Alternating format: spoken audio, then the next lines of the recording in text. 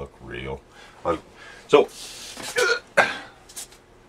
back to the scrap pieces. You kind of get what you get. So I'm going to do a pillar out of this piece, and I'm just going to show you basically how I go about doing a pillar. You see, I just toss this stuff around. This is a piece that I'm working on, hey, but I mean, it is tough stuff. I will put a base on it. I like putting a base on it. You don't have to, but one of the things I have found with this, I mean, as I'm saying all this stuff all at once, there is going to be a lot of editing involved, okay? So don't worry, you don't have to watch this 17 times in order to catch everything that I'm saying. I'm going to try putting this together. But as you carve it, see how it doesn't lie flat anymore?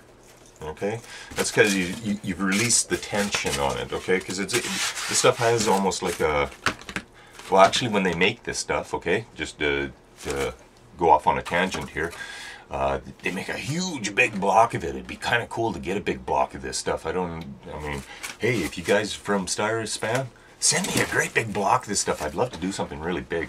Anyways, it comes in a big block, and they've got these like a hot wire cutter, and it basically just slices off these sheets. So when it does that, this is kind of hot, cooked, and it's nice, and it puts a skim coating on it. So when you're going to be painting and working with it later, you do have to sand that skim coating off, okay?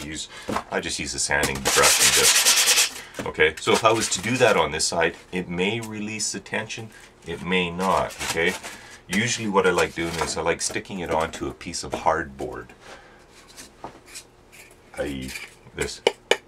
You know, it's a wood. It's a pressed board. It's a bunch of chips, and glue, but it's not like the what's that stuff called?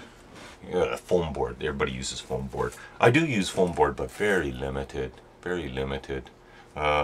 Some of the smaller stuff, like the 15 mil and 10 mil scale stuff, you almost have to. But then wood is fairly cheap too, and you know, I'll go into that on a different segment. Anyway, you do have to. I'm going to put that hardboard on the bottom of this, but you could use paper. Like, you know, the press board paper, cereal box type paper. I use cereal boxes for a lot of stuff. I'll go into that later too. So, back to what